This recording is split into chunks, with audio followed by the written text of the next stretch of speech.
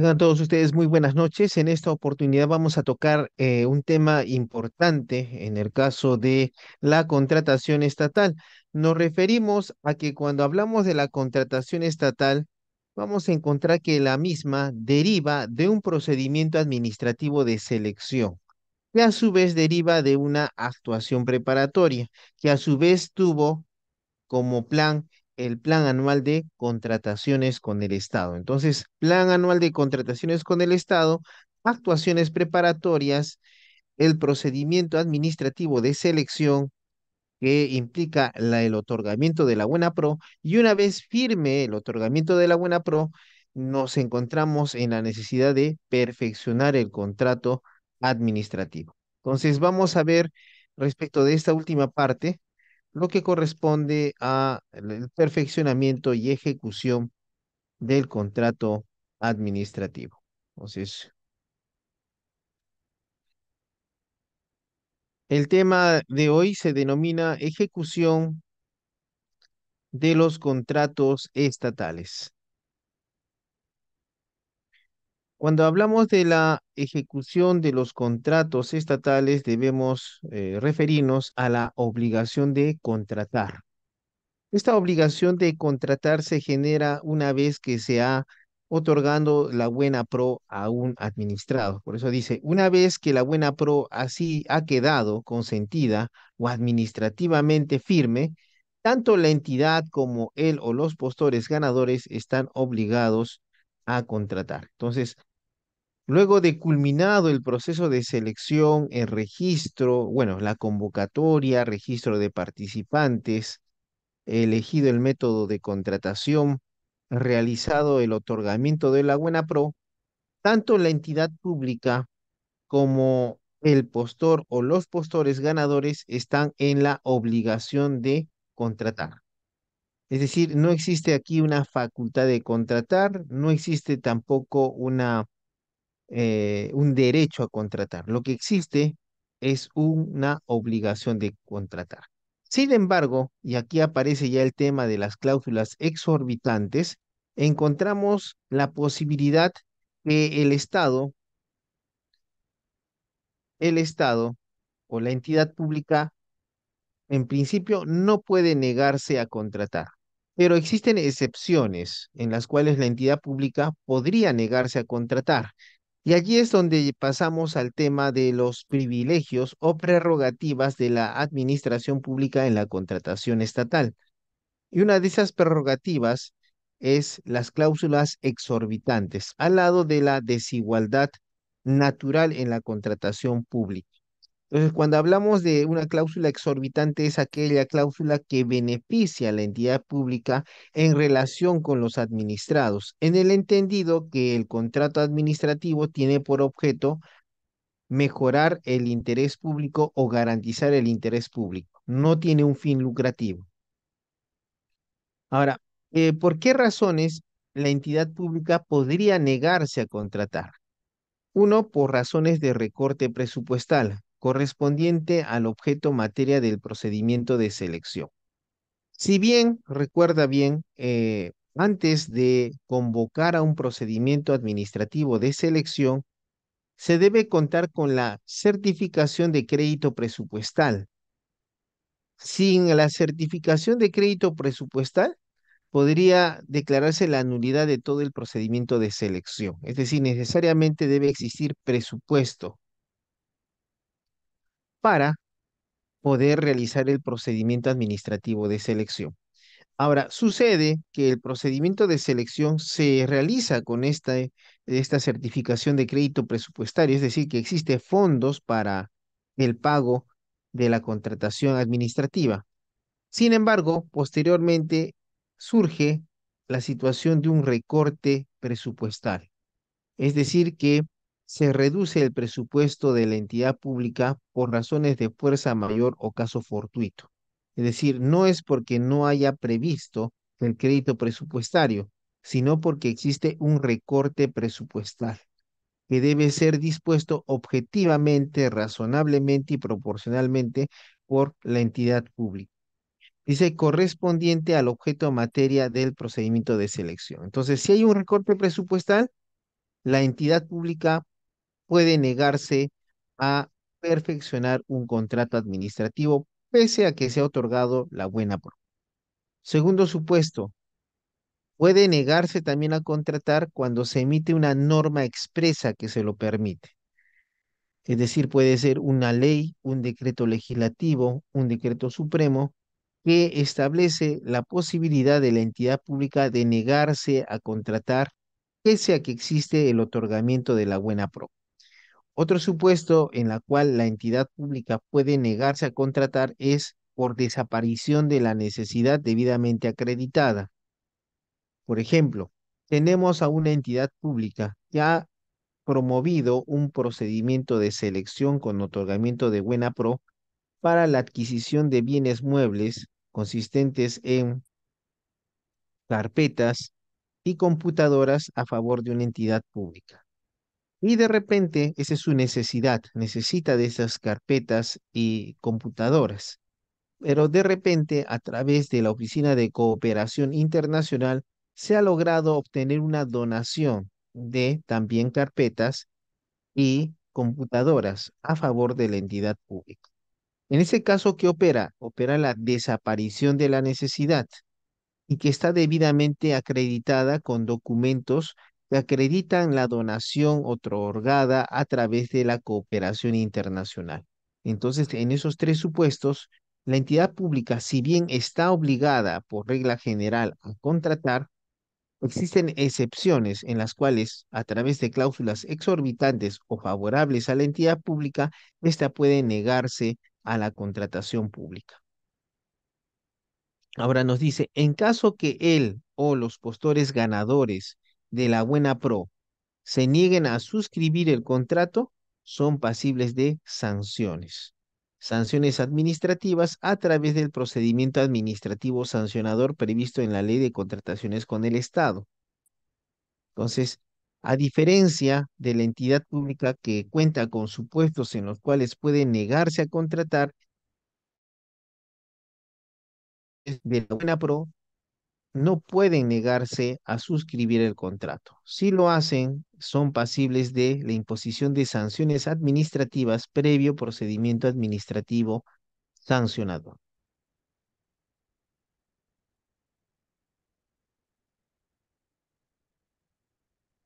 Ahora, ya hablando en sí, cuando ya vamos a perfeccionar el contrato, encontramos al contrato estatal. Recuerda siempre que lo que regula la ley de contrataciones con el Estado, en esencia y técnicamente hablando, son los contratos administrativos. Porque en la teoría general del derecho administrativo encontramos la teoría general del contrato público. Dentro del contrato público, que es aquel que se celebra en mérito de potestades públicas, vas a encontrar el contrato estatal y el contrato administrativo. El contrato estatal es aquel contrato que el Estado, como persona jurídica, celebra, ya sea con otro Estado o con organismos internacionales. En ese caso, o por ejemplo, es el empréstito público, donde el Estado peruano pide a un organismo internacional que le preste dinero. Ese es un contrato estatal. Ahora, por otro lado, vas a encontrar los contratos administrativos, que son propiamente los que regula la ley de contrataciones con el Estado y que derivan de un procedimiento administrativo de selección, por el cual una entidad pública, dentro del aparato estatal, realiza un contrato para adquirir bienes, servicios u obras. Dentro de los servicios vas a encontrar a la consultoría. Ahora veamos el contrato estatal. Hecha la precisión, cuando hablemos de contrato estatal o contrato administrativo o contrato público, lo vamos a tomar como sinónimos, pero es preciso que también te hagamos ver, ¿no? La diferencia entre tal en la doctrina de derecho administrativo. Pero ya hablando del contrato que regula la ley de contrataciones con el Estado, tenemos que el contrato administrativo debe celebrarse por escrito y se ajusta a la proforma incluida en los documentos del procedimiento de selección con los modificadores, con las modificaciones aprobadas por la entidad durante el mismo. Esto es muy importante. En alguna oportunidad me topé con un caso en el cual la contratista, la empresa contratista, había realizado una obra Y el problema era que realizó la obra sin que exista un contrato administrativo. Y ella, al haber realizado la obra, quería que se le disponga el pago por lo que había realizado. Evidentemente, ese pago resultaba impropio o indebido, en el entendido que la misma ley de contrataciones con el Estado indica expresamente que no hay contratos verbales, contratos administrativos verbales, ni mucho menos contratos administrativos tácitos. Siempre vamos a encontrar un contrato administrativo escrito. ¿Ya? Ahora, cuando veamos esto del contrato administrativo escrito, no vayas a pensar que todos los procedimientos de selección siempre van a terminar por contrato. En algunos casos, el perfeccionamiento del contrato se hace a través de la orden de compra o la orden de servicio, pero la misma ley te establece sus supuestos. Pero siempre vas a encontrar que, por ejemplo, la orden de compra o de servicio son situaciones escritas, reales, expresas. Y cuando hablamos del contrato estatal es una abstracción, pero aunque sea una abstracción, necesariamente se exige que debe ser por escrito. Y se debe ajustar a la proforma incluida en los documentos del procedimiento de selección con las modificaciones aprobadas por la entidad durante el mismo. Cuando se dispone la convocatoria al procedimiento de selección, se permite que los participantes tengan acceso a las bases del proceso de selección. Dentro de las bases del proceso de selección vas a encontrar a la proforma del contrato, es decir, el contrato que se va a firmar o perfeccionar con posterioridad. Esto es importante, desde que eh, no se podría variar de manera unilateral lo que ya está previsto en la proforma del contrato. Más aún cuando el contratista ha participado en dicho procedimiento de selección respecto de un contrato que ya se le había ofertado. Entonces, no se podría modificar el mismo con posterioridad al otorgamiento de la buena pro. Sin embargo, sí podría ser posible que durante el procedimiento de selección se realicen modificaciones aprobadas por la entidad a la proforma del contrato. Esto es posible, siempre y cuando se comunique al administrado o al participante en el proceso de selección de estas modificatorias para que él tome las previsiones del caso y también pueda él decidir si persiste en seguir siendo parte del procedimiento de selección o si desiste del mismo. Ahora, el contrato estatal necesariamente es por escrito. Y al ser escrito, se indica expresamente que incluye necesariamente, es decir, no se puede evitar, debe estar estas cláusulas. Incluyen necesariamente y bajo responsabilidad las cláusulas referidas a. Es decir, el contrato estatal escrito debe contener necesariamente las siguientes cláusulas. Asimismo, si la entidad pública a través de sus funcionarios o servidores obvia alguna de estas cláusulas, le implicará responsabilidad civil, penal o administrativa. ¿Cuáles son estas cláusulas que necesariamente debe contener un contrato administrativo? La garantía, que puede ser de fiel cumplimiento o una garantía por adelanto. Eso lo establece la norma, pero necesariamente se debe contener las garantías. Segundo lugar, también se debe contener las cláusulas anticorrupción, por las cuales el contratista se sujeta a normativa sobre la anticorrupción. Ahora, también debe colocarse una cláusula sobre solución de controversias. Y por último, también las causales de resolución del contrato por incumplimiento. Entonces, el contrato estatal escrito necesariamente debe contener estas cuatro cláusulas. Esta necesidad también nos lleva nuevamente a hablar de las cláusulas exorbitantes, es decir, que necesariamente la ley establece que se deben colocar determinadas cláusulas porque éstas favorecerán al interés público, que resguarda la entidad pública al momento de realizar la contratación de bienes, servicios u obras.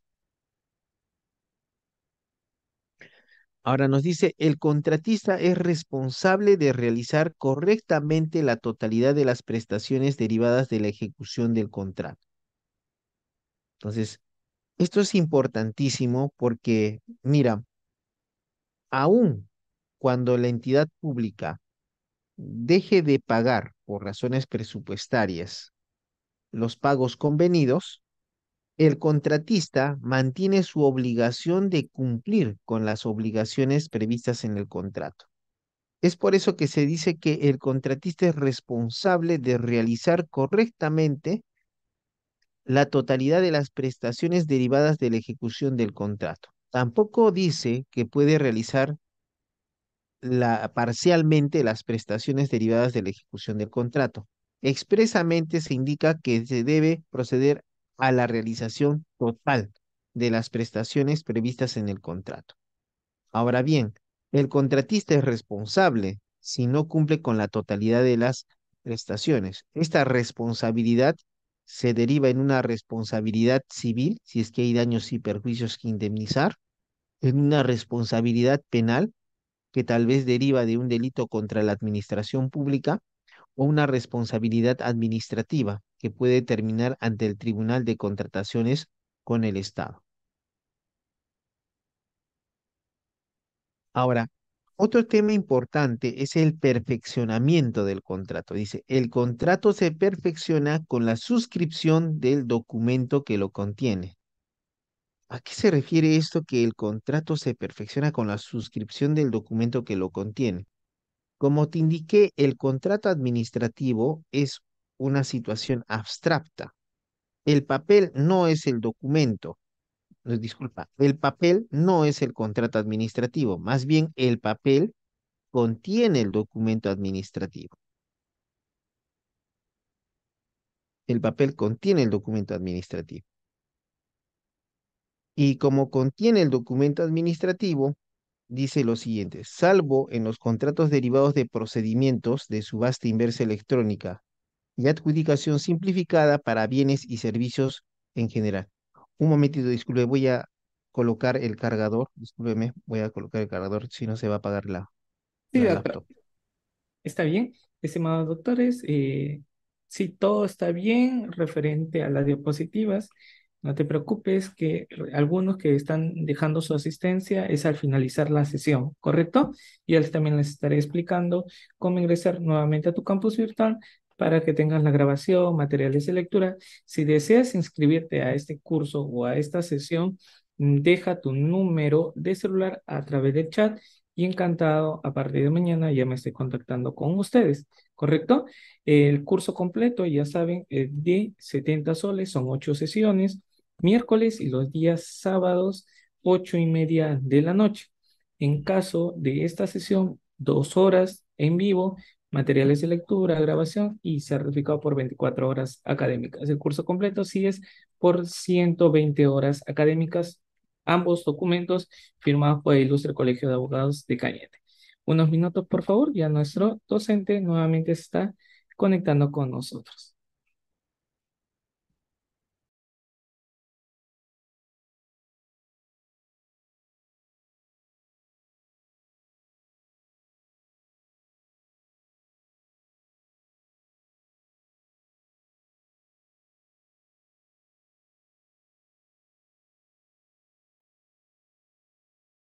Continuamos con la exposición.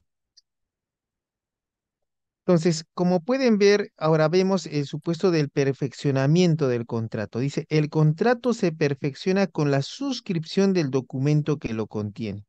¿Qué significa esto? Como les dije, el contrato es una abstracción y el contrato, que es una abstracción, se hace visible a través del documento que contiene el contrato estatal. Ese documento es el que importa, ¿ya? Ahora dice, como el contrato estatal es una abstracción, pero debe estar por escrito en el documento que lo contiene. Puede tener la forma de un contrato, como la forma del contrato, pero en algunos casos se puede verificar que el contrato sigue siendo escrito, pero estará en la orden de compra o de servicio. Por eso dice, el contrato se perfecciona con la suscripción del documento que lo contiene, salvo en los casos derivados de procedimientos de subasta inversa electrónica y adjudicación simplificada para bienes y servicios en general. ¿Ya? En esos casos, los contratos, dice, en los que el contrato se puede perfeccionar con la recepción de la orden de compra o de servicios. ¿Entendido? O sea, no siempre vamos a ver un contrato. El contrato estatal, que es una abstracción, puede estar en un documento que dice expresamente contrato, pero también el contrato estatal, como es el caso de la subasta inversa electrónica y adjudicación simplificada para bienes y servicios en general, puede estar contenido en una orden de compra o en una orden de servicio. Ahora bien, mira, tratándose del procedimiento de selección de comparación de precios, el contrato siempre se perfecciona mediante la recepción de la orden de compra o de servicios, ¿ya? En la comparación de precios, que es un procedimiento de selección en el cual, teniendo en cuenta la existencia de bienes de que fácilmente los conseguimos en el mercado, se opta a través de un informe de la Oficina de Logística por llevar a cabo este procedimiento de comparación de precios. Y estando a eso, en este caso, necesariamente se va a perfeccionar el contrato escrito a través de la recepción de la orden de compra o de servicios, porque la comparación de precios como procedimiento de selección sirve para contratar bienes o servicios que son típicos y existen en el mercado. ¿Correcto? Ahora pasemos del perfeccionamiento del contrato que, como has visto, ya vemos, es como el triángulo. Si ves el triángulo, jamás vamos a ver los triángulos, no vamos a tocar los triángulos. En su caso, lo que vamos a hacer es ver formas del triángulo. Igual, el contrato estatal es una abstracción, no tiene una existencia real. Lo que sí tiene una existencia real es el documento que contiene el contrato, y ahí lo podemos ver el contrato por escrito. Y también vas a ver que el contrato no necesariamente está con la figura de contrato, sino también en una orden de compra o en una orden de servicios.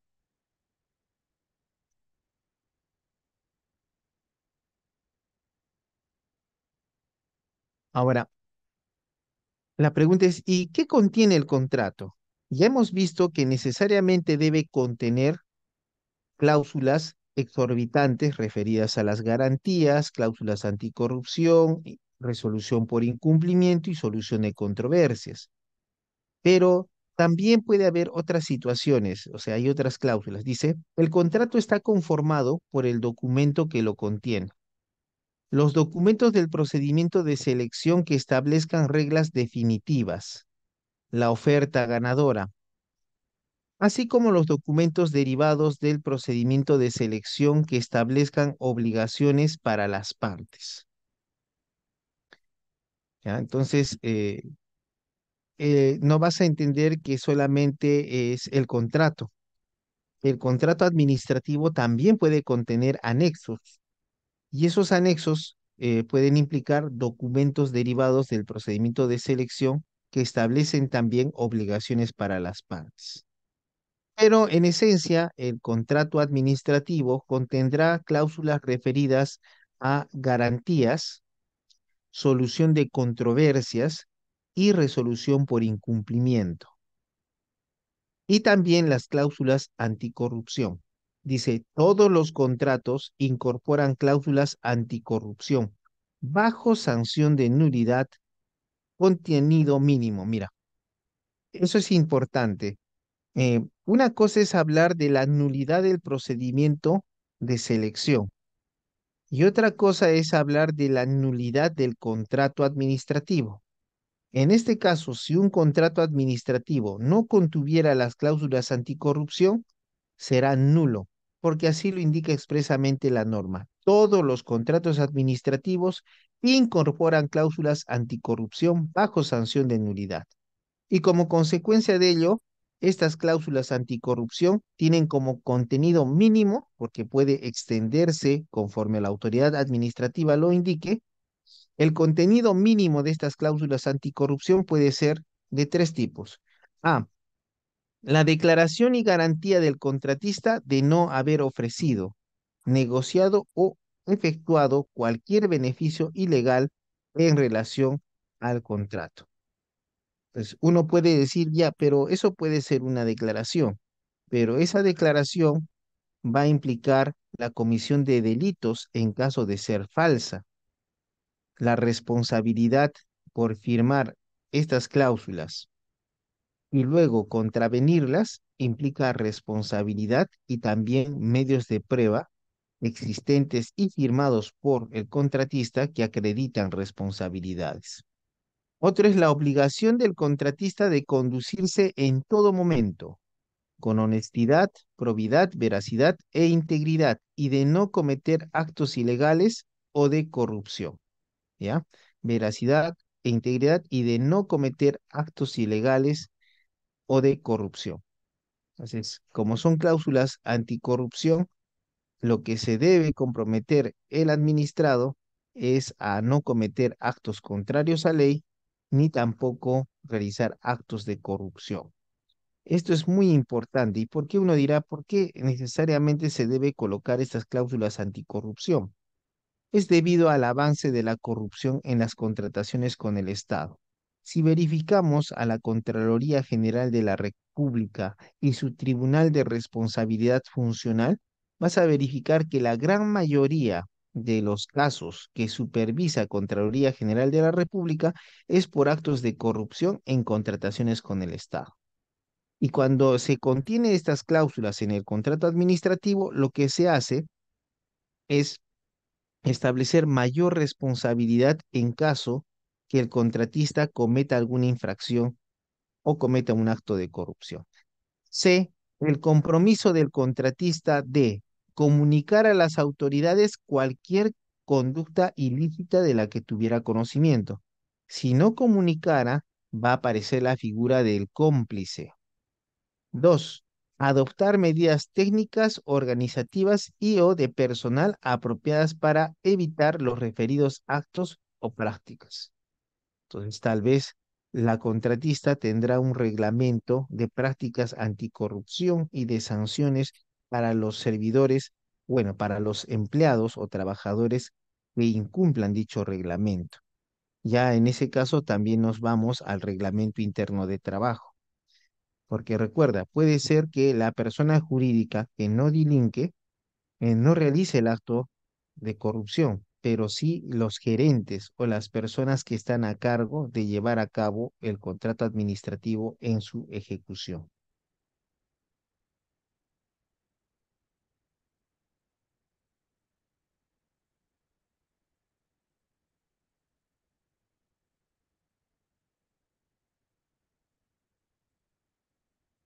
Y como una forma de ejemplificar cómo es un contrato, acá nos vamos a la proforma de un contrato. Mira, esta es solamente la parte de la introducción de un contrato administrativo. Dice, conste por el presente documento la contratación del servicio en conteo de tráfico vehicular y peatonal, longitud de cola, tiempo promedio de embarque y desembarque de vehículos de transporte público y flujogramas de tránsito para el componente 1, fortalecimiento de la gestión de la red semafórica centralizada del Departamento de Lima del programa para el mejoramiento de la gestión de tránsito en apoyo de la movilidad sostenible. Estos son las denominaciones que especifican ya el objeto del contrato administrativo, que celebra de una parte la Municipalidad Metropolitana de Lima, en adelante la entidad con RUC, con domicilio legal en, representada por, identificada con DNI. Ahora uno puede decir, ¿y por qué no se pone representada directamente por el alcalde? Porque el alcalde podría delegar en su gerente municipal la firma del contrato. Y de la otra parte, ya colocamos los datos del contratista, que puede ser una persona natural o una persona jurídica, con RUC, con domicilio legal inscrita en la ficha asiento de registro de personas jurídicas de la ciudad de, en este caso, está por forma de contrato, requiere de un contratista que es una persona jurídica, con DNI según poder inscrito en la ficha registral asiento de personas jurídicas de la ciudad de, a quien en adelante se le denominará el contratista en los términos y condiciones siguientes. Y se procede a establecer las cláusulas. Por ejemplo, aquí vamos a ver solamente una cláusula, porque estos contratos son extensos, más aún cuando deben contener las cláusulas que acabamos de indicar, de garantía, de resolución por incumplimiento, de cláusulas anticorrupción y de solución de controversias. Mira, en este caso, por ejemplo, la cláusula primera, dos puntos antecedentes, dice, con fecha, el comité de selección adjudicó la buena pro del concurso público 008-2023 para la contratación del servicio de conteo de tráfico vehicular. Y bueno, continúa la denominación de la contratación del servicio. Y indicar el nombre del ganador de la Buena Pro, cuyos detalles e importe constan en los documentos integrantes del presente contrato. Como viste, este contrato también va a contener documentos que lo van a integrar. Esos documentos van a ir como anexos al contrato. Todo en conjunto es el contrato administrativo, que como les dije es una abstracción, no es que lo podemos tocar un contrato administrativo. Lo que sí podemos tener es una manifestación escrita del contrato administrativo a través del documento que contiene el contrato, que debe ser complementado con los anexos de dicho contrato. ¿Cuál es el procedimiento de perfeccionamiento del contrato administrativo? Dice, dentro del plazo de 8 días hábiles siguientes al registro en el SEACE, del consentimiento de la buena pro o de que ésta haya quedado administrativamente firme, el postor ganador de la buena pro presenta los requisitos para perfeccionar el contrato. Entonces, esto es importante para que se tenga en cuenta que luego del procedimiento de selección, este va a culminar con el otorgamiento de la buena pro. Pero el otorgamiento de la buena pro todavía no es suficiente. Se tiene que esperar a que la buena pro quede consentida o en su caso quede administrativamente firme. Es decir, que contra la buena pro nadie ha interpuesto ningún recurso administrativo. Entonces dice, el postor ganador de la buena pro presenta los requisitos para perfeccionar el contrato, no antes, sino luego de que ya ha quedado firme la buena pro. Ahora dice, en un plazo que no puede exceder de 2 días hábiles siguientes de presentados los documentos, la entidad suscribe el contrato o notifica la orden de compra o de servicio. Esto es importante porque le dice a la entidad pública, ya, después de 8 días hábiles siguientes al registro en el SEACE del consentimiento de la buena pro o de haber quedado administrativamente firme la buena pro, el postor ganador de la buena pro presenta los requisitos para perfeccionar el contrato. Una vez que presente estos requisitos para perfeccionar el contrato, la entidad pública tiene el plazo de 2 días hábiles de presentados esos documentos para suscribir el contrato o, en su caso, notificar la orden de compra o la orden de servicio. ¿Recuerdas que esas son las tres formas en las cuales existe un contrato estatal por escrito? Ahora dice, cuando la entidad no cumpla con perfeccionar el contrato dentro de los plazos establecidos, el postor ganador de la buena pro puede requerir a la entidad que cumpla con perfeccionar el contrato, dándole un plazo de 5 días hábiles. Vencido el plazo otorgado, sin que la entidad haya perfeccionado el contrato, el postor ganador tiene la facultad de dejar sin efecto el otorgamiento de la buena pro. Entonces, esta es la sanción por no cumplir la entidad pública con suscribir el contrato o notificar la orden de compra o de servicio. Pues en ese caso todavía no es que pasan los 2 días hábiles y ya se da por dejado sin efecto el otorgamiento de la buena pro. No podemos hablar en este caso de resolución del contrato porque el contrato todavía no se perfecciona. Lo que se va a buscar en este caso es que si vencen los plazos previstos en la ley, el postor ganador tiene la facultad de dejar sin efecto el otorgamiento de la buena pro. ¿Ya? Entonces, esa facultad, inclusive, mira, no dice que el postor ganador dejará sin efecto el otorgamiento de la buena pro. Dice que pasan los 2 días hábiles, la entidad no perfecciona, el postor ganador de la buena pro puede requerirle a la entidad, oye, cumple con perfeccionar el contrato y le da 5 días hábiles. Ahora, vence nuevamente estos 5 días hábiles y no, la entidad no perfecciona el contrato. Entonces, en ese caso, no es que hay una obligación del postor por dejar sin efecto el otorgamiento de la buena pro. Le dice, el postor ganador tiene la facultad de dejar sin efecto el otorgamiento de la buena pro. Por lo tanto, el postor ganador podría optar por esperar o conversar verbalmente con la entidad pública para averiguar qué es lo que está aconteciendo y por qué no se perfecciona el contrato. Ahora, en el caso de que él considere que es por gusto, que le están haciendo perder el tiempo, bueno, él podrá hacer uso de su facultad de dejar sin efecto el otorgamiento de la buena pro. Entonces, deja sin efecto el otorgamiento de la buena pro y él no tiene ninguna responsabilidad. La única forma en la cual, como vieron, la entidad pública podría oponerse al perfeccionamiento del contrato sería por los supuestos que hablamos, por inexistencia de la necesidad, recorte presupuestal, entre otros.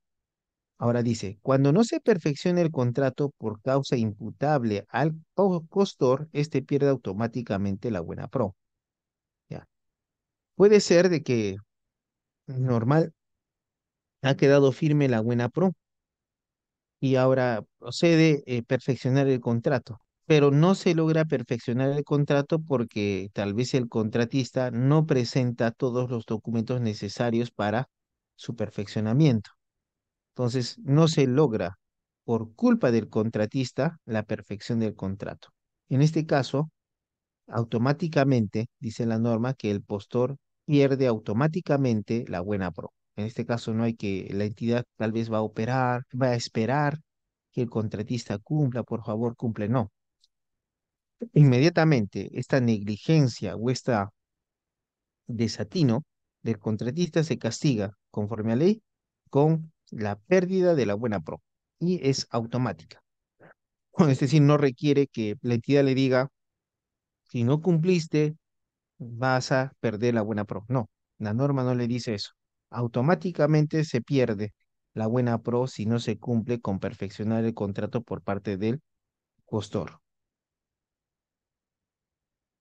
A una curiosidad, por ejemplo, cuando presentas tus ofertas, bueno, eh, antes de los procesos te consideran proveedor. Cuando te registras, eres participante. Cuando presentas tus ofertas, eres postor. Ahora, esa calidad de postor vas a mantenerla hasta que se perfeccione el contrato. Una vez que se perfeccione el contrato, ya no eres considerado postor, sino contratista. Ahora dice, cuando no se perfeccione el contrato, el órgano encargado de las contrataciones declara desierto el procedimiento de selección.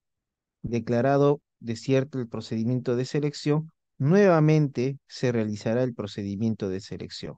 En el caso que el procedimiento de selección sea de concurso público o licitación pública, se autoriza para que se convoque a un procedimiento de selección de adjudicación simplificada, solamente en ese supuesto en el cual se declara desierto el procedimiento de selección.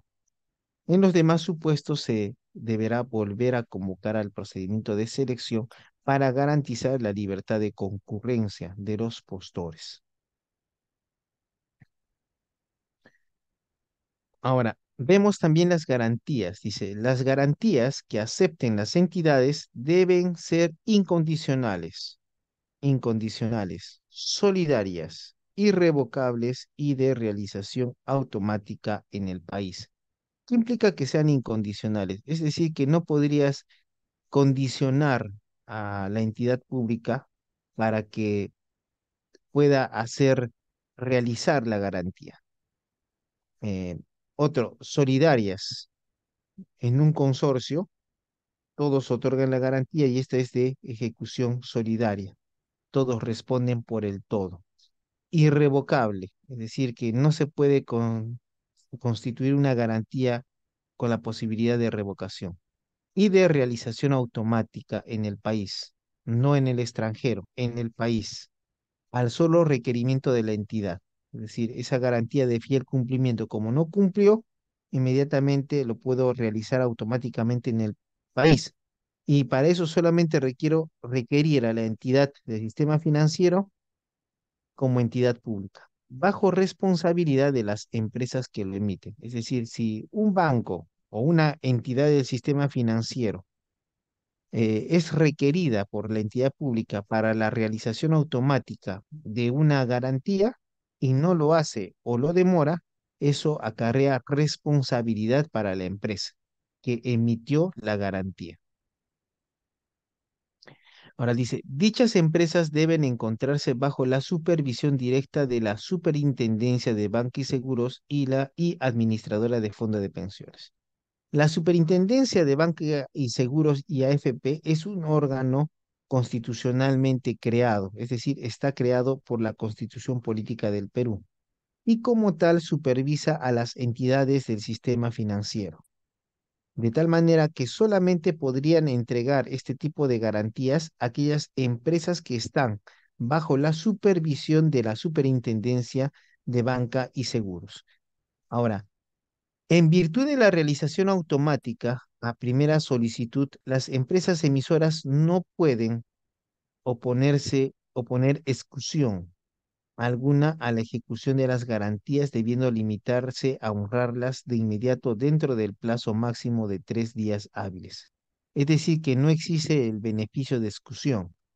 Si la entidad pública me dice voy a realizar la garantía, yo como entidad del sistema financiero no puedo decirle, ¿sabes qué? Primero verifica los bienes que tiene el contratista, cuentas bancarias. No puedo hacer eso. No hay beneficio de exclusión. Y por lo tanto se debe ejecutar necesariamente las garantías. Y les dice el plazo dentro del plazo máximo de 3 días hábiles de haber sido requeridas para la realización automática de la garantía.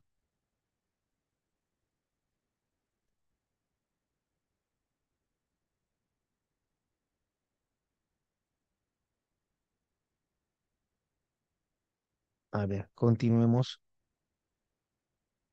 A ver, hay unas preguntas. Eh, consulta, otras penalidades según artículo 163 del reglamento de la Ley de Contrataciones con el Estado, ¿pueden estar dentro del contrato? Sí, es posible que aparte de la penalidad por mora que establece el mismo reglamento, te permiten otras penalidades que siempre deben guardar razonabilidad y proporcionalidad. O TDRR contractual sin definirle el contratista los conceptos, objetivas, razonables, congruentes y proporcionales, lo cual por ellas aplican su penalidad. Sí, sí es posible establecer. Las garantías a partir de qué momento establece. Hay dos tipos de garantías, las garantías de fiel cumplimiento que deben estar desde ya en el contrato estatal y las garantías por adelanto que se dan a medida. Puede ser que el contrato ya considere un adelanto, entonces allí se va a considerar. O también puede ser que posteriormente se pidan adelantos, supuestos en los cuales se tiene que tener en cuenta las garantías por adelanto. A ver, continuemos. Y aquí vienen los tipos de garantías. Dice, las garantías que deben otorgar los postores, adjudicatarios y o contratistas, según corresponda, son. En este caso nos habla de dos tipos de garantías previstas expresamente en la Ley de Contrataciones con el Estado y su reglamento. En primer punto tenemos la garantía de fiel cumplimiento. Esta garantía de fiel cumplimiento es un requisito indispensable para perfeccionar el contrato, ¿ya? Es decir, que necesariamente debe haber una cláusula que contenga la garantía de fiel cumplimiento, porque esta garantía de fiel cumplimiento, según la norma, es un requisito indispensable para perfeccionar el contrato. El postor ganador entrega a la entidad la garantía de fiel cumplimiento del mismo por una suma equivalente al 10% del monto del contrato original. ¿Ya? Entonces, vemos el contrato. ¿Cuál es el monto del contrato? ¿Correcto? Establecemos el monto del contrato y el 10% de ese monto contractual es lo que debe constar en una carta de garantía de fiel cumplimiento que emite una entidad o una empresa del sistema financiero supervisada por la Superintendencia de Banca y Seguros. ¿Ya? Entonces, como te das cuenta, la garantía de fiel cumplimiento debe constar al momento de perfeccionar el contrato, no puede ser posterior, debe estar al momento de perfeccionar el contrato. Ahora, la garantía por adelantos, dice, la entidad solo puede entregar los adelantos directos y por materiales contra la presentación de una garantía emitida por idéntico monto. La presentación de esta garantía no puede ser exceptuada en ningún caso. Entonces, la presentación de esta garantía no puede ser exceptuada en ningún caso. Em, Mira, en este caso puede darse, ya considerarse en el contrato que se va a perfeccionar las garantías por adelantos. Entonces dice, en este caso, la entidad solo puede entregar los adelantos directos y por materiales contra la presentación de una garantía emitida por idéntico monto. Ya, la presentación de esta garantía no puede ser exceptuada en ningún caso. O sea, yo no puedo otorgar adelantos directos o por materiales como entidad pública sin antes no tener a la vista la garantía por adelantos, emitida también por una entidad del sistema financiero. Si lo hago, ya implica responsabilidad y en su caso supuestos de nulidad que podrían darse en el contrato administrativo. Y por ejemplo, aquí tenemos un ejemplo de cómo se puede visualizar estas cláusulas en un contrato. Y tenemos la cláusula séptima en este caso, ¿ya? Dice garantías. Dice, el contratista entregó al perfeccionamiento del contrato la respectiva garantía incondicional, solidaria, irrevocable y de realización automática en el país al solo requerimiento a favor de la entidad por los conceptos, montos y vigencias siguientes. Entonces, allí dice la garantía de fiel cumplimiento del contrato. Entonces, se consigna el monto a través de el tipo de garantía presentada, indicar número del documento, emitida por señalar la empresa que la emite, monto que es equivalente al 10% del monto del contrato original, la misma que debe mantenerse vigente hasta la conformidad de la recepción de la prestación.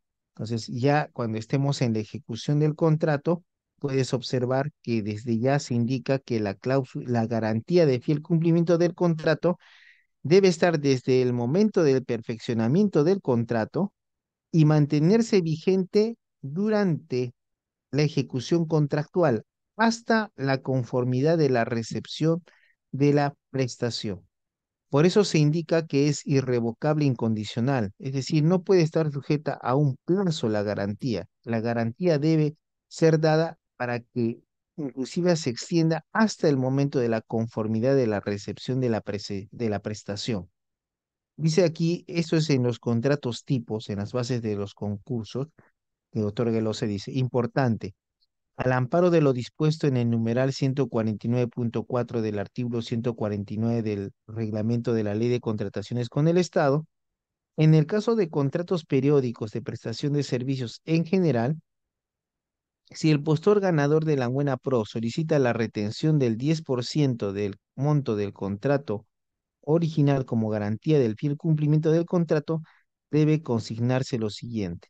Ya, esta es una posibilidad solo en el caso de los contratos periódicos de prestación de servicios, los que se denomina contratos administrativos de suministro, en los cuales se puede retener el 10% del monto del contrato original y mantenerlo como garantía de fiel cumplimiento del contrato.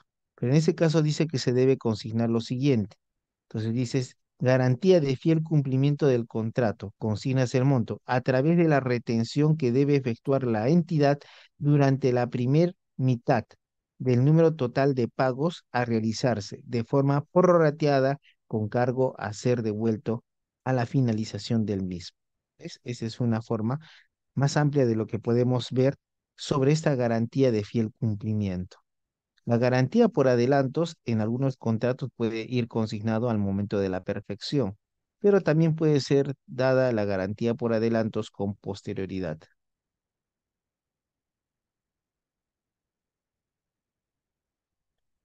Dice, es posible que la empresa adjudicataria de la Buena Pro demande por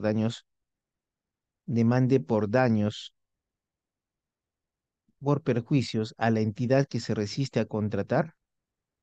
Mm, Como viste, si es que está dentro de los supuestos en los cuales la misma ley le permite negarse a contratar, como es la reducción del presupuesto o en su caso la pérdida de necesidad, en ese caso no habría ninguna indemnización, o sea, no hay responsabilidad civil a favor del contratista. Pero si la entidad se niega a contratar y no está dentro de uno de esos supuestos o alegando uno de esos supuestos no están debidamente acreditados, pues en ese caso el contratista podría demandar la indemnización por daños y perjuicios.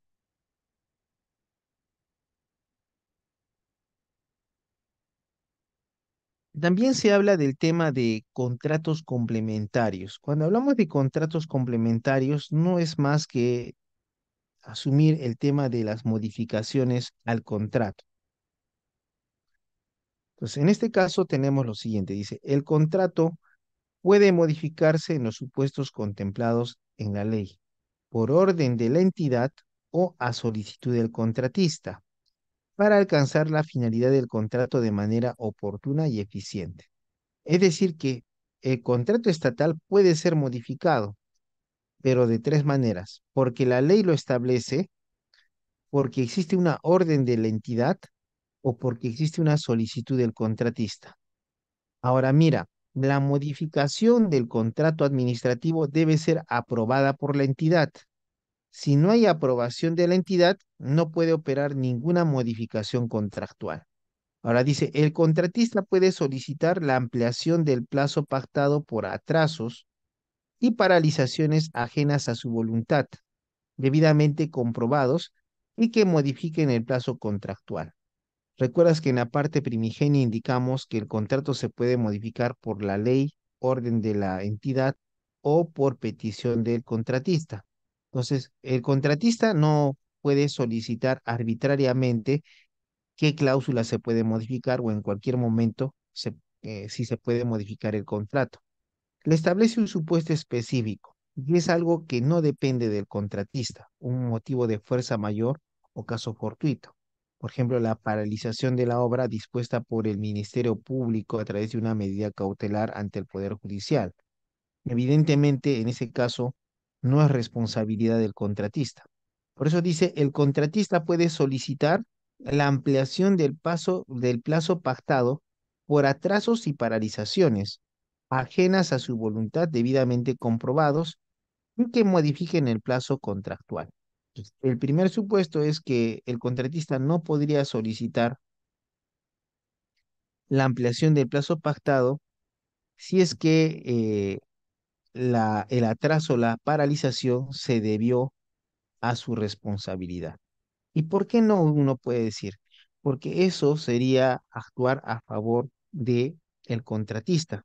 Y en la contratación administrativa, las interpretaciones de las cláusulas y del contrato administrativo siempre son a favor del interés público.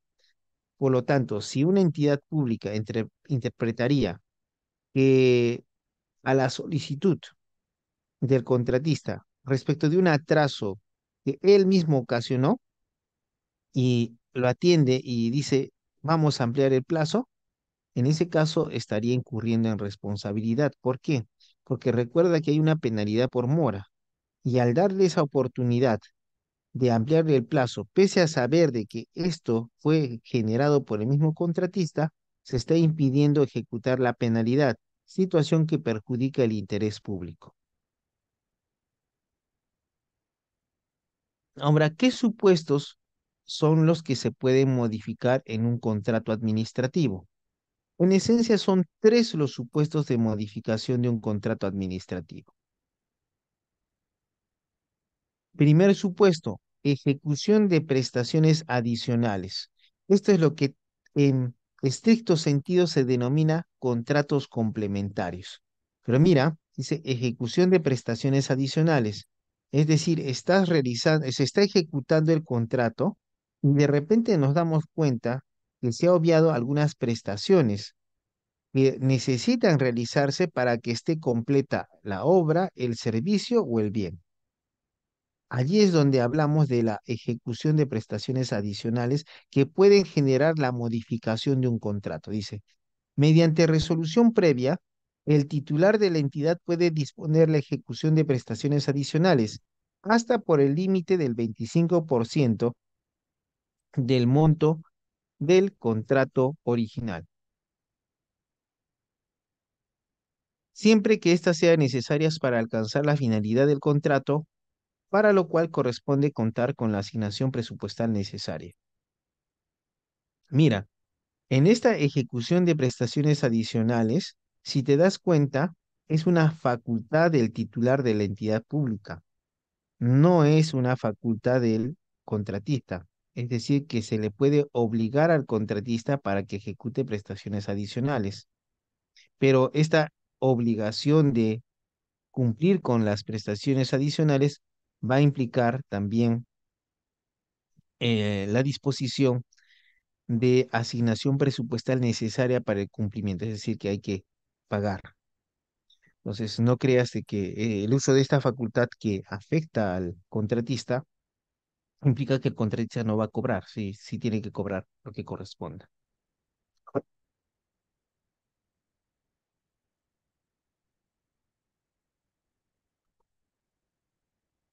Segundo supuesto de modificación de los contratos administrativos, la reducción de prestaciones.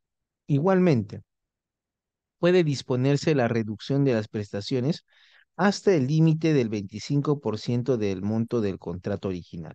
O sea, no solamente puedes ponerte atención en prestaciones adicionales, sino que también por razones presupuestales y de orden, mérito y oportunidad de la entidad pública, podría disponer la entidad pública la reducción de las prestaciones. ¿Ya? Pero esta reducción de las prestaciones puede ser hasta un límite del 25% del monto del contrato. No podría ser por 30% del monto del contrato original. Ahora, en tercer lugar, otro supuesto de modificación del contrato administrativo es la autorización de ampliaciones de plazo. Procede la ampliación del plazo de la ejecución contractual en los siguientes casos: cuando se apruebe el adicional, siempre y cuando afecte el plazo. Entonces, ¿te acuerdas de la ejecución de prestaciones adicionales? Se aprueba la ejecución de prestaciones adicionales. Es lógico que hay que ampliar el plazo de la ejecución contractual, porque ahora ya no solamente tenemos las prestaciones originales en el contrato, sino también tenemos prestaciones adicionales. Y otro supuesto de autorización de ampliación de plazo es por atrasos y o paralizaciones no imputables al contratista. Pues, en ese caso se puede producir la modificación del contrato. Como te dije, si es que el atraso o paralización es imputable al contratista, no se va a modificar el plazo del contrato, ni se va a ampliar el plazo del contrato administrativo. En ese caso se habrá de verificar tal vez la utilización de causales de resolución de contratos, ejecución de las penalidades por mora o las responsabilidades que correspondan.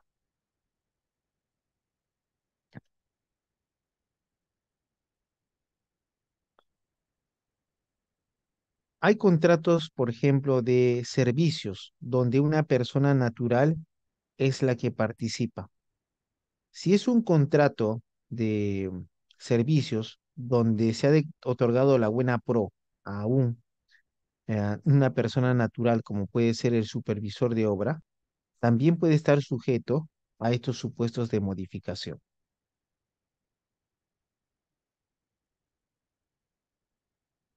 Otra situación que se puede dar en las subcontratación es el supuesto de la subcontratación. ¿Es posible subcontratar? Una vez que has perfeccionado el contrato administrativo, ¿podrías subcontratar? ¿Puedes subcontratar todo o una parte? Eso es importante.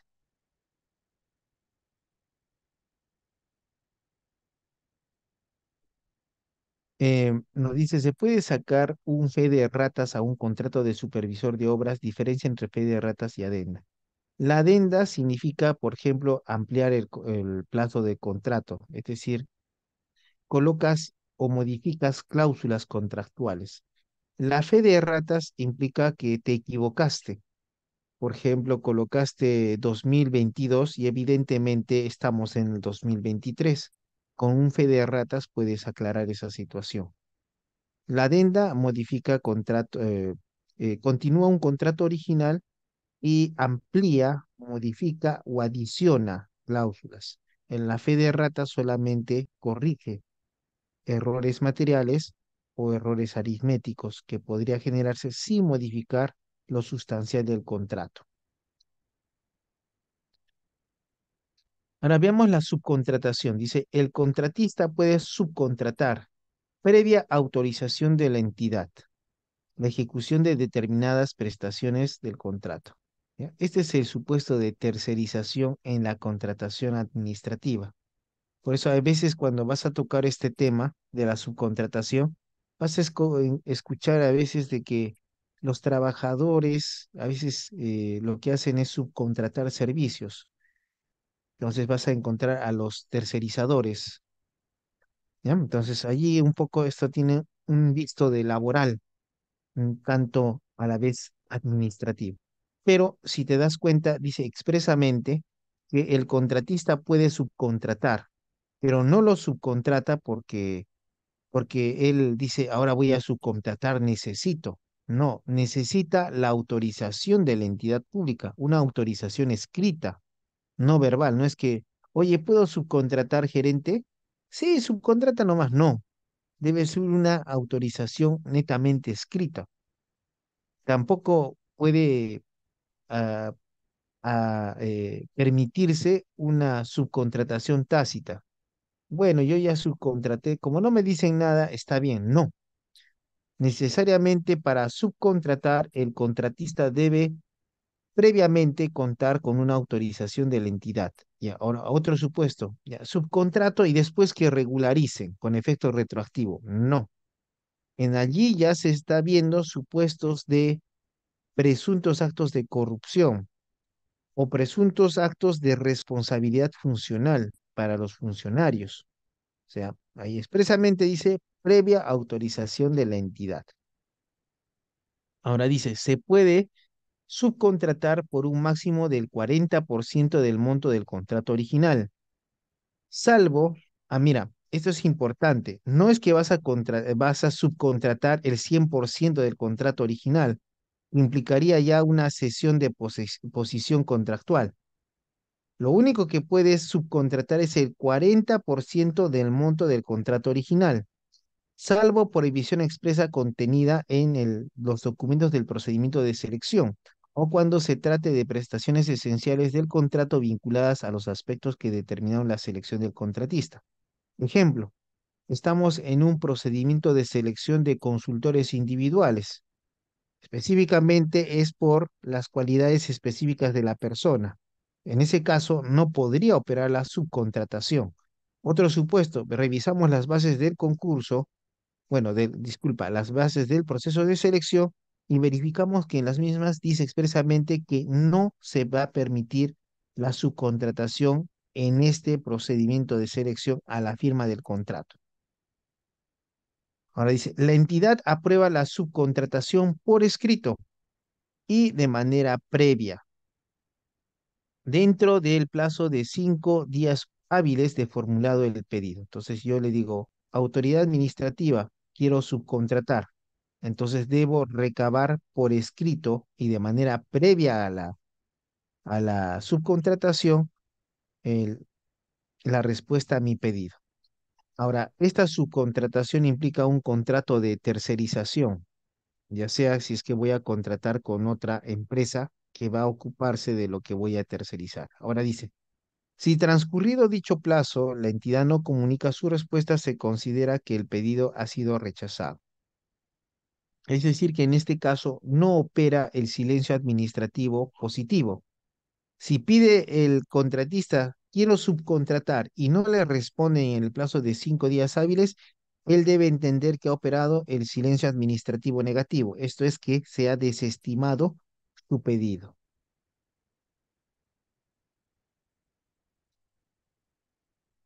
Ahora mira, no se puede subcontratar las prestaciones esenciales del contrato vinculadas a los aspectos que determinaron la selección del contratista. Entonces, lo que son las prestaciones esenciales no puede subcontratar. Lo que son prestaciones accesorias podría subcontratar, pero nuevamente nos vemos en la situación de cualidades específicas que determinaron la selección de un determinado contratista. Ahora, eso debe tener en cuenta porque puede suceder también, mira, en las bases del proceso de selección no se prohibía la subcontratación. em, y al pedido de subcontratación, la entidad pública emite la autorización para subcontratar, pero omite la entidad pública verificar si la contratación tenía tenía que ver con aspectos que determinaron la selección del contratista. Entonces, si permite y esa autorización contraviene la norma, esto es, aspectos que determinaron la selección del contratista, entonces podría incurrirse en responsabilidad. Ahora dice, no cabe subcontratación en la selección de consultores individuales, porque en el procedimiento de selección de consultores individuales se toma en cuenta a una persona natural de especiales características y con experiencia determinada. Ahora dice, para ser subcontratista se requiere contar con inscripción vigente en el Registro Nacional de Proveedores.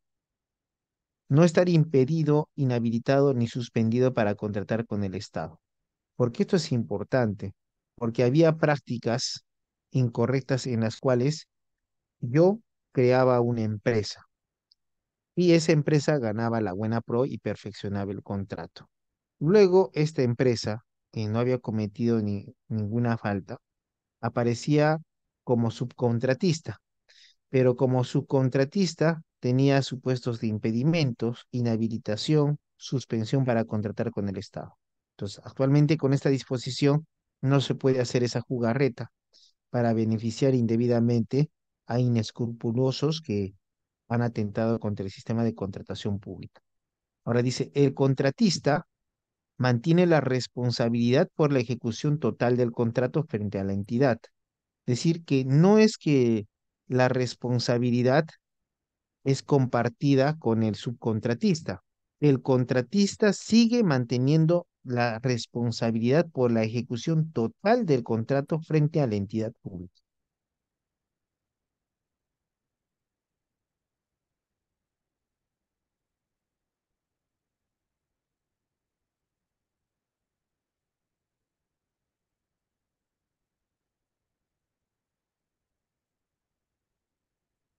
Doctor, buenas noches. En la subcontratación podría incluirse como beneficiarios a los afectados o beneficiarios del entorno de la obra.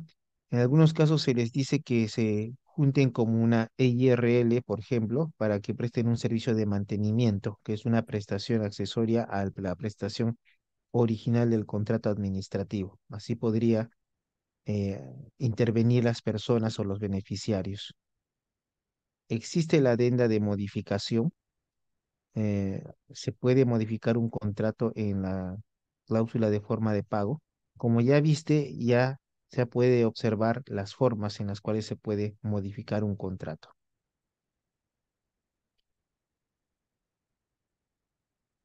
Doctor, eso se pone en las bases y se puede contratar, ya no aceptan las entidades. Doctor, eso se pone en las bases, sí se puede contratar, ya no aceptan las bases. Bueno, ya lo revisamos con mayor cuidado. Resolución de los contratos. Mira, cuando se resuelva el contrato por causas imputables a alguna de las partes, se debe resarcir los daños y perjuicios ocasionados. Entonces, si la entidad pública por una causa imputable a ella resuelve el contrato, bueno, produce la resolución del contrato, debe indemnizar. De la misma manera, si el contratista por una causa imputable a él se genera la resolución del contrato, debe indemnizar. Ambos están sujetos a la indemnización, salvo las salvedades que hemos indicado. Recuerda que siempre el Estado, por el interés público, está sujeto a cláusulas exorbitantes o, en su caso, a la desigualdad que le beneficia como una prerrogativa en la contratación estatal.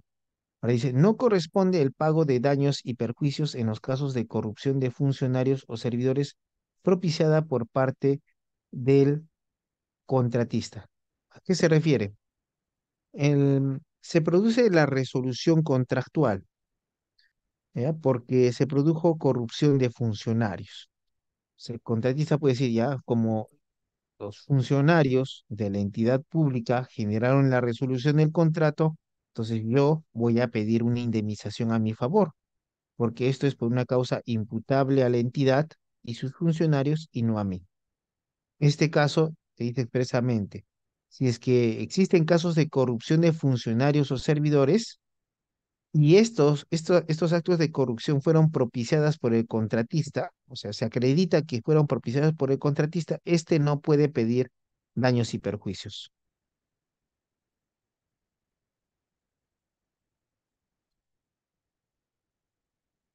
Y aquí encontramos las causales de resolución de los contratos. Mira, la entidad puede resolver el contrato en los casos en que el contratista, uno, incumple injustificadamente obligaciones contractuales, legales o reglamentarias a su cargo. Es decir, el contratista incumple lo que dice el contrato perfeccionado.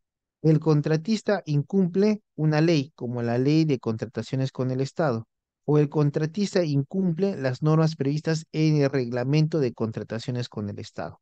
En ese caso, la entidad puede resolver. Dice A, puede A, no está obligada, es una facultad que tiene la entidad. Dice, haya llegado a acumular el monto máximo de la penalidad por mora o el monto máximo para otras penalidades en la ejecución de la prestación a su cargo. Y se paralice o reduzca injustificadamente la ejecución de la prestación. Entonces, en estos tres tipos de incumplimiento de cláusulas contractuales, la entidad puede resolver el contrato en los casos en que el contratista cumpla o, bueno, incurra en estas tres causales. Ahora, mira, no solamente la entidad pública puede resolver el contrato, también lo puede hacer el contratista, dice. El contratista puede solicitar la resolución del contrato en los casos en que la entidad incumple injustificadamente con el pago y u otras obligaciones esenciales a su cargo.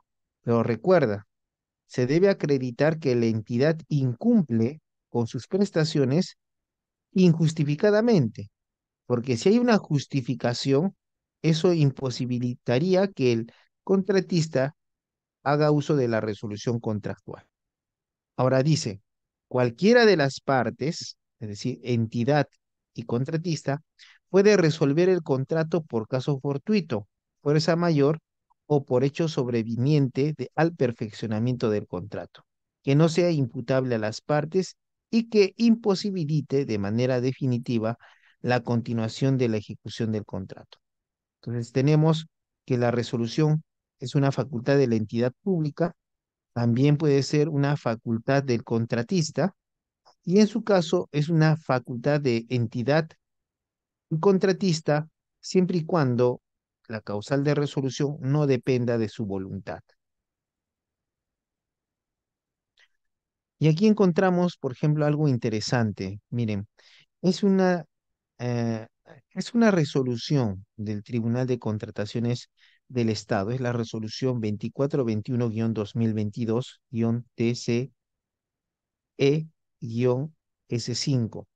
Lo interesante está en la sumilla. Esta resolución o jurisprudencia administrativa es del 5 de agosto del 2022. ¿Y qué nos dice? Dice, para determinar la configuración de la infracción referida a ocasionar la resolución del contrato, corresponde a este tribunal verificar si el procedimiento de resolución contractual seguido por la entidad se sujetó al establecido en el ordenamiento jurídico aplicable al caso concreto, así como si el contratista cuestionó o no la resolución contractual en el marco de un mecanismo de solución de controversias, a fin de corroborar si la decisión de la entidad quedó firme o consentida. Entonces, aquí claramente podemos ver que si se ocasiona la resolución del contrato de manera tendenciosa, ilegal, podría configurar una falta.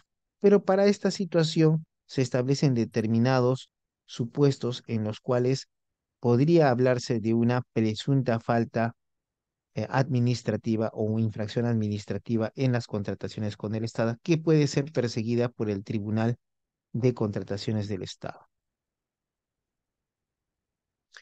Otro supuesto es el de la cesión de derechos y posición contractual. Recuerdas, la subcontratación no puede ser del 100%, porque en ese caso implicaría una cesión de posición contractual. Por eso, expresamente la norma dice, no procede la cesión de posición contractual del contratista. No hay cesión de posición contractual. Pero sí vamos a encontrar la cesión de derechos. En la cesión de posición contractual, ves, ¿no es cierto?, ambas partes. Entonces, una de las partes se sustituye por otra. En este caso, el contratista no puede ser sustituido por otro para cumplir el contrato. Eso es imposible. Ahora dice, salvo disposición legal o reglamentaria, en contrario, el contratista puede ceder su derecho al pago a favor de terceros, ¿ya? Lo que sí se puede ceder es derechos, pero no la posición contractual. En este caso, se permite una cesión del derecho al pago a favor de terceros. Ahora dice, solo procede, por ejemplo, puede ser que el contratista ha sacado un préstamo para, para la, para cumplir con las prestaciones. Entonces, es posible que él ceda su derecho a la entidad financiera. Entonces, lo que va a hacer la entidad es pagar a la entidad financiera el derecho al pago. Y el contratista continúa. Entonces debe haber un límite para que el contratista sea beneficiado, por cierto. Ya. Dice, solo procede la cesión de posición contractual del contratista en los casos de transferencia de propiedad de bienes que se encuentren arrendados a las entidades, cuando se produzcan fusiones, decisiones o que exista norma legal que lo permita expresamente. Vamos a ver el tema de los adelantos. Dice, recuerda, esto está relacionado con las garantías por adelanto. Dice, la entidad puede entregar adelantos al contratista. Respecto del pago final, puede entregar adelantos, siempre que haya sido previsto en los documentos del procedimiento de selección, con la finalidad de otorgarle financiamiento y o liquidez para la ejecución del contrato. Ahora, los documentos del procedimiento de selección pueden establecer adelantos directos al contratista, los que en ningún caso exceden en conjunto del 30% del monto del contrato original. Es decir, que no puede haber adelantos en conjunto que superen el 30% del monto original del contrato. Dice, en tal caso, los documentos del procedimiento de selección además prevén el plazo en el cual el contratista solicita el adelanto, así como el plazo de entrega del mismo. Al momento de solicitar el adelanto, y esto es importante, el contratista entrega la garantía acompañada del comprobante de pago. ¿Ya? La garantía acompañada del comprobante de pago. Y luego de esto ya vemos el tema del pago. Dice, el pago se realiza después de ejecutada la respectiva prestación, pudiendo contemplarse pagos a cuenta. ¿Ya? Esos los pagos adelantados. Excepcionalmente, dice, el pago puede realizarse en su integridad por adelantado, por excepción, cuando éste sea condición de mercado para la entrega de los bienes o la prestación de servicios previo otorgamiento de la garantía. Ahora dice, los pagos por adelantado y a cuenta no constituyen pagos finales, por lo que el proveedor sigue siendo responsable hasta el cumplimiento total de la prestación objeto del contrato. Es decir, que se realicen pagos adelantados o a cuenta, de ninguna manera implica que el proveedor es liberado de las prestaciones obligacionales contenidas en el contrato. Dice, en caso de retraso en el pago por parte de la entidad, salvo que se deba a caso fortuito o fuerza mayor, ésta reconoce al contratista los intereses legales correspondientes, debiendo repetir contra los responsables de la demora injustificada. En este caso, ¿qué significa lo que indica? Si es que la entidad pública retrasa el pago por una causa que no le es imputable y está objetivamente probada, no paga intereses. Pero si el retraso en el pago se debe a un hecho imputable a la entidad pública, entonces esta entidad debe reconocer el pago de intereses legales. Pero allí no queda la situación. Si paga intereses legales, tiene la obligación de repetir, porque dice debiendo, no dice tiene la facultad.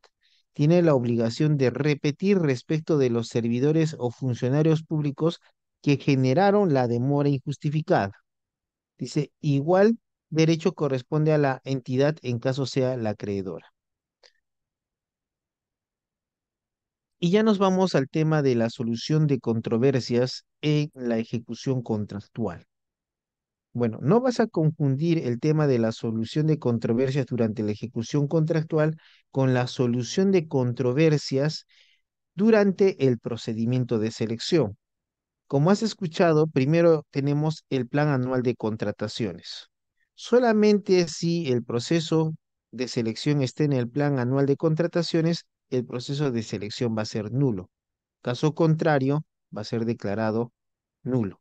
¿Correcto? Ahora, después del plan anual de contrataciones que contiene todos los procedimientos de selección que se llevarán a cabo en el ejercicio fiscal, tenemos el segundo estado, actuaciones preparatorias, donde vemos el requerimiento, el área usuaria y la certificación del crédito presupuestario bajo sanción de nulidad. Luego de esto, de las actuaciones preparatorias, ya estamos listos para realizar el procedimiento de selección. Ahora, durante el procedimiento de selección se puede generar controversias. Estas controversias se resuelven a través de recursos administrativos, por excelencia el recurso administrativo de apelación. Y por su parte, con la nulidad del procedimiento administrativo de selección, que puede declarar de oficio la entidad pública. Pero esa situación no es materia de ejecución del contrato, porque recuerda, está seleccionándose al postor, al mejor postor, para otorgarle la buena pro, y después de que ésta quede firme, recién procederemos a perfeccionar el contrato. Ahora, ¿qué pasa cuando una vez perfeccionado el contrato, se producen controversias, pero ya en la ejecución contractual? Entonces, eso implica el tema de solución de controversias durante la ejecución contractual, que no debes confundirla con la solución de controversias durante el procedimiento de selección. Entonces, ahora bien, mira, en los medios de controversia, en medios de solución de controversia de la ejecución contractual, es decir, mira, estás ejecutando el contrato que has perfeccionado, ¿qué es lo que puede hacerse? Hay tres formas: recurrir a la conciliación, recurrir al arbitraje. Y el arbitraje al que puedes recurrir es a un arbitraje institucional o a un arbitraje ad hoc. El arbitraje institucional es aquel arbitraje que se otorga o se sigue ante un centro de arbitraje que cuenta con su propio reglamento de arbitraje. En el caso del arbitraje ad hoc, ambas partes seleccionan a su árbitro, las cuales seleccionan a un tercer árbitro, y se forma un tribunal arbitral, en el cual las reglas del arbitraje van a ser acordadas tanto por los miembros del tribunal arbitral y con conocimiento de las partes que van a ser parte en el procedimiento arbitral. Y también vas a encontrar la Junta de Resolución de Disputas, las JRD. Pero esta Junta de Resolución de Disputas no vas a pensar que se aplica en todos los contratos, solamente se aplica en los contratos relacionados con obras. En los demás contratos, conciliación o arbitraje. Pero tampoco creas que existe una obligación. La entidad pública ante una controversia debe evaluar si es que le conviene una conciliación o si le conviene un arbitraje. debe hacer una evaluación de costo-beneficio, porque si no se va a beneficiar la entidad pública y recurrir a estos mecanismos de solución de controversias va a implicar gasto para la entidad pública, va a generar responsabilidad para los funcionarios que optaron por estos medios de solución de controversias a sabiendas que podrían perder. Ahora, ¿qué controversias contractuales se pueden generar? Dice, se resuelven mediante conciliación o arbitraje según el acuerdo de las partes. Controversias sobre la ejecución del contrato, controversias sobre la interpretación del contrato, controversias sobre la resolución del contrato, sobre la inexistencia del contrato, en este caso, derivado de la nulidad. ¿Qué implica la nulidad? Que esto se retrotrae hasta el momento en que se genera el vicio. Por lo tanto, el contrato que contiene la nulidad se reputa inexistente. Ineficacia del contrato, es decir, el contrato existe, pero vamos a discutir sobre su eficacia o ineficacia, si produce efectos o no produce efectos. Controversia sobre la invalidez del contrato, lo que tiene necesariamente que ver con la nulidad del contrato. ¿Recuerdas, por ejemplo, si no colocas las cláusulas anticorrupción, el contrato será nulo?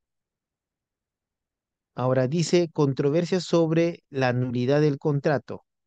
En este caso, observa bien, si vamos a hablar sobre la nulidad del contrato, solamente las controversias referidas a la nulidad del contrato pueden ser solamente sometidas a arbitraje.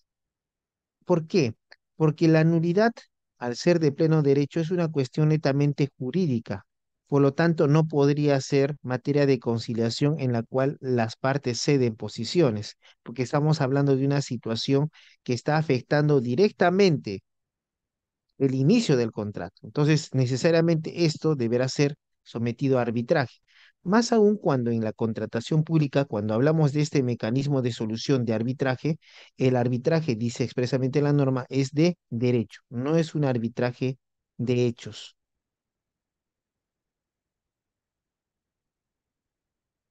Dice, ¿qué puede hacer si le niegan la ampliación del plazo? Si niegan la ampliación del plazo, podemos interponer, podemos recurrir a los mecanismos de solución de conflictos que estamos indicando. Ahora mira, la suspensión de las obligaciones contractuales. Ahora, la idea es, si planteo un procedimiento de solución de controversias, esto es conciliación, arbitraje o junta de resolución de disputas, ¿se suspenden las obligaciones contractuales? La respuesta es no.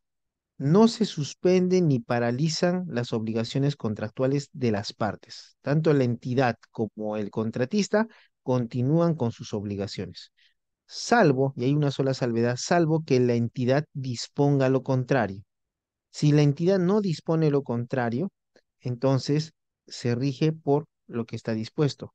La regla general es que si vamos a conciliación, arbitraje o a JRD, no existe suspensión ni paralización de las obligaciones contractuales de las partes.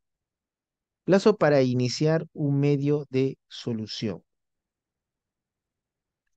Eh, Se debe iniciar el respectivo medio de solución de controversias dentro del plazo de 30 días hábiles para los casos específicos en los que la materia de controversia se refiera a. O sea, se produce la nulidad, se envía la carta de resolución del contrato, se solicita la ampliación del plazo contractual, recepción y conformidad de la prestación, valorizaciones o metrados y liquidación de contrato.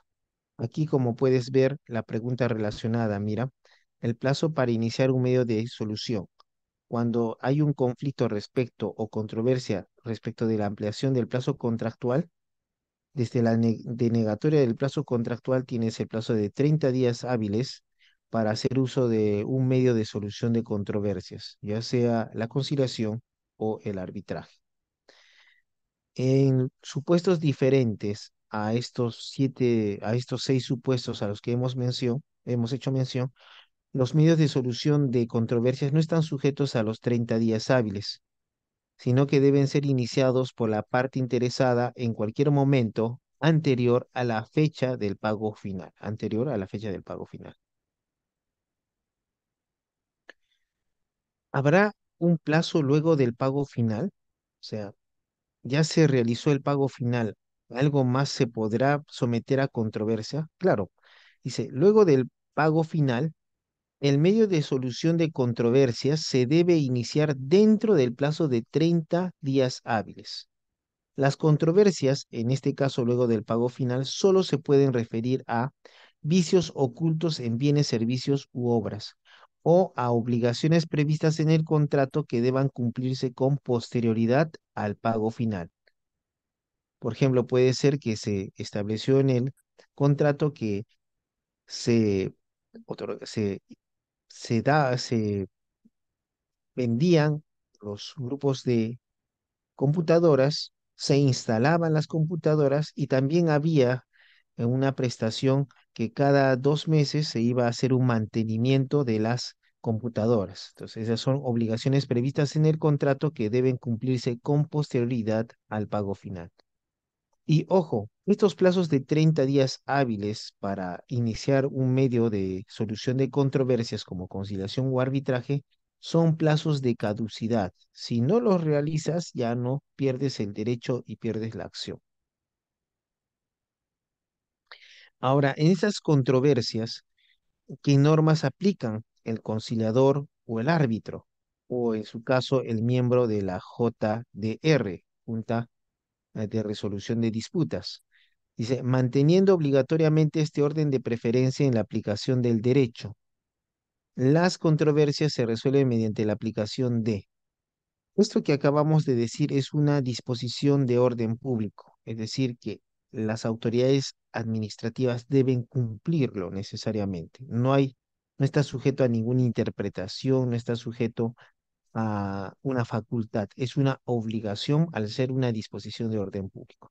Entonces, cuando alguien está sometido a un mecanismo de solución de controversias, en ese caso debe aplicarse en el mecanismo de solución de controversias en ejecución contractual, en primer lugar, la Constitución Política del Perú. En segundo lugar, la Ley de Contratación Estatal y su reglamento. En tercer lugar, las normas de derecho público. Y en último lugar, recién se aplicará las normas de derecho privado, como podría ser el caso de la teoría general de los contratos prevista en el Código Civil. Ahora bien, mira, los medios de solución de controversias, en esencia, se encuentran regulados en la Ley de Contrataciones con el Estado y su reglamento. Pero esta no es la única norma que debe ser utilizada para utilizar estos mecanismos como es la conciliación o el arbitraje. Dice, supletoriamente se sujetan a lo dispuesto en las leyes de la materia. Esto nos lleva a que en el caso de la conciliación, en lo que no diga la ley o el reglamento de contrataciones con el Estado, nos iremos a la ley 26872, la ley de conciliación, y a su reglamento. Y en lo que no diga sobre arbitraje la ley de contratación estatal y su reglamento, estaremos al decreto legislativo 1071, que es el decreto legislativo que norma el arbitraje. Entonces, esto es la aplicación supletoria. Entonces, cuando veamos mecanismos de solución en ejecución de contratos y somos los abogados, tenemos que mucho ver la ley de conciliación y también conocer la ley de arbitraje. Ahora veamos la conciliación. Dice, la conciliación se realiza en un centro de conciliación acreditado por el Ministerio de Justicia y Derechos Humanos. O sea, no cualquier centro que diga soy de conciliación es apto para para la conciliación en contrataciones estatales. Necesariamente el centro de conciliación debe estar acreditado por el Ministerio de Justicia y Derechos Humanos. Ahora dice, durante la conciliación o ante la propuesta de acuerdo conciliatorio, el titular de la entidad, con el apoyo de sus dependencias técnicas y legales, realiza el análisis costo-beneficio de proseguir con la controversia, considerando el costo en tiempo y recursos del proceso arbitral, la expectativa de éxito de seguir el arbitraje y la conveniencia de resolver la controversia en la instancia más temprana posible. ¿A qué se refiere esto? Mira, ya estás en la conciliación. Es importante que estés asesorado debidamente como autoridad administrativa. Hay un conflicto, entonces hay que evaluar. Yo no quiero conciliar, pero debo preguntar a través de un análisis costo-beneficio si nos convendría irnos a un proceso arbitral o lo solucionamos aquí en la conciliación. Si no nos conviene ir a un proceso arbitral, es mejor un mal acuerdo que una pérdida de recursos públicos innecesaria. Dice, en ambos casos se puede solicitar la opinión de la Procuraduría Pública correspondiente o la que haga sus veces. ¿Por qué el procurador? Porque el procurador de una entidad pública está a cargo de la defensa, tanto en conciliación, arbitraje o procesos judiciales, investigaciones policiales o ante el Ministerio Público. Y mira, constituye responsabilidad funcional impulsar o proseguir la vía arbitral cuando en análisis costo-beneficio determina que la posición de la entidad razonablemente no será acogida en dicha sede. O sea, si te vas a la vía arbitral sin escuchar el análisis de costo-beneficio, podrías incurrir en responsabilidad funcional, más aún si pierdes el proceso arbitral cuando pudiste haber previsto que no debiste irte al proceso arbitral para tener esta pérdida. Y encontramos el arbitraje. Ahora, el arbitraje en la contratación con el Estado es de derecho, netamente de derecho, y puede ser resuelto por un árbitro único o por un tribunal arbitral integrado por tres miembros. Ahora, ojo, el árbitro único y el presidente del tribunal arbitral deben ser necesariamente abogados que cuenten con especialización acreditada en derecho administrativo, arbitraje y contrataciones con el Estado. Esto implica que el árbitro único y el presidente del tribunal arbitral deben estar debidamente registrados en el Registro Nacional de Árbitros de Contrataciones con el Estado. Ahora, los demás integrantes del tribunal arbitral también deben estar inscritos, pero pueden ser expertos o profesionales en otras materias, debiendo necesariamente tener conocimiento en contrataciones con el Estado. Economistas, contadores, ingenieros, entre otros profesionales que tienen conocimiento, administradores en materia de contrataciones con el Estado. Y encontramos el convenio arbitral. Mira, para poder irnos a un arbitraje, necesariamente debe existir un convenio arbitral. Y ese convenio arbitral estará en el contrato que perfeccionamos.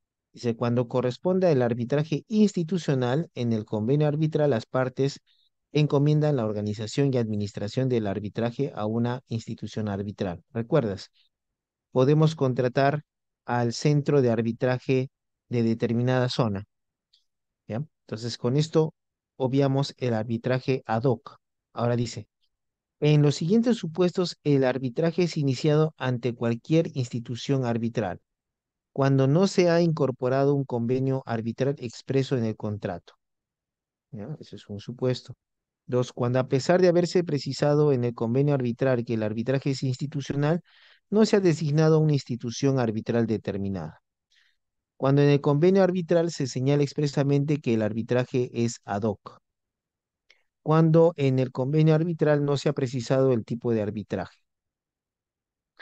Y cuando en el convenio arbitral se encarga el arbitraje al Sistema Nacional de Árbitros del OCE, en contravención a lo establecido en el reglamento y en el reglamento de Sistema Nacional de Árbitros del OCE.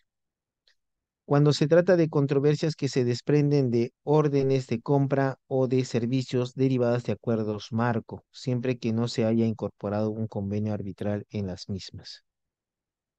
Y por último vemos el tema del laudo arbitral. Bueno, es importante que te indique lo siguiente. Un proceso arbitral requiere de un convenio arbitral, ¿ya? Un convenio arbitral que está en el contrato estatal. Ahora, cuando se hace uso del convenio arbitral, entonces se va a iniciar el procedimiento arbitral. Instalado con el tribunal el procedimiento arbitral, una de las partes debe presentar su demanda, la otra parte puede presentar su contestación. Por su parte, ante la contestación, podría también haber una reconvención y por su parte la contestación a la reconvención. Luego de esto se inicia la actuación de medios probatorios, que deriva también en una audiencia.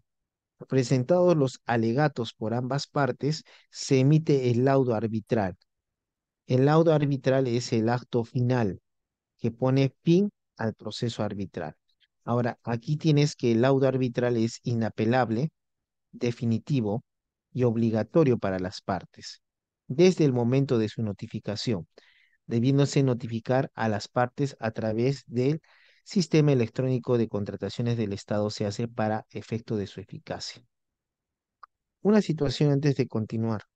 Vimos el acta de conciliación. Una diferencia entre el acta de conciliación privada y el acta de conciliación en el sistema de contrataciones es que en el acta de conciliación privada esto es confidencial, incumbe a las partes, pero la conciliación, el acta de conciliación que firma el Estado en contrataciones con el Estado, con el contratista, eso debe ser subido al SEACE, es decir, es de conocimiento público para la comunidad.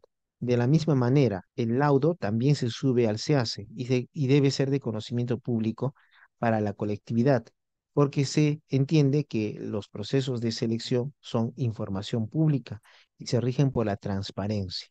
Dice, contra dicho laudo solo cabe interponer recurso de anulación, de acuerdo a lo establecido en el Decreto Legislativo 1071.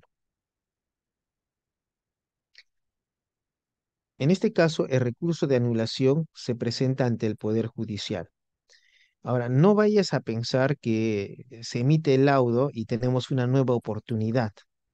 No, porque la anulación del laudo solamente se refiere a cuestiones de forma, mas ya no se va a discutir el asunto de fondo que ya fue resuelto por el tribunal arbitral. Dice, la interposición de recurso de anulación del laudo por el contratista requiere presentar carta fianza bancaria solidaria. Como puedes ver, necesariamente tampoco es que presento porque me da la gana. Debo presentar una carta fianza bancaria solidaria, incondicional y de realización automática en favor de la entidad. Si pierdo el recurso de anulación en el Poder Judicial, tendré que darle toda esa carta fianza a la entidad pública conforme al porcentaje que establece el reglamento con una vigencia no menor de 6 meses renovables por todo el tiempo que dure el trámite de recurso. Y por último tenemos a la Junta de Resolución de Disputas. Las partes pueden recurrir a la Junta de Resolución de Disputas, pero solo en las contrataciones de obras, de acuerdo al valor referencial. Las decisiones de la JRD son vinculantes. Y en este caso también se debe tener en cuenta que en los casos en que resulte de aplicación la JRD, pueden ser sometidas a esta todas las controversias que surjan durante la ejecución de la obra hasta la recepción total de la misma. Las decisiones emitidas por la JRD solo pueden ser sometidas a arbitraje dentro del plazo de 30 días hábiles de recibida la obra. Entonces, hay una oportunidad. Si bien las decisiones de la JRD son vinculantes, una vez que se recibe la obra, se tiene 30 días hábiles para someter esta decisión al arbitraje. Las controversias que surjan con posterioridad a dicha recepción pueden ser sometidas directamente a arbitraje dentro del plazo de 30 días hábiles. Y aquí ya vemos sobre la competencia de la JRD. Promueve que las partes logren prevenir y o resolver eficientemente las controversias que surjan desde el inicio del plazo de ejecución de la obra hasta la resolución de la misma. En caso de resolución del contrato, la JRD es competente para conocer y decidir las controversias que surjan hasta que la entidad reciba la obra. No pueden someterse a JRD pretensiones de carácter indemnizatorio por conceptos no previstos en la normatividad de contratación pública.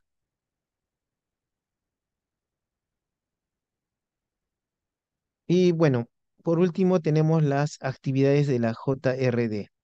Entonces, ¿qué hacen los miembros de la JRD, de la Junta de Resolución de Disputas? Emiten decisiones vinculantes, absuelven consultas planteadas por las partes, efectúan visitas periódicas a la obra en ejecución y otras que se establezcan en el contrato, así como en la directiva correspondiente. Entonces, con esto nosotros concluimos nuestra exposición sobre aspectos jurídicos de la ejecución contractual.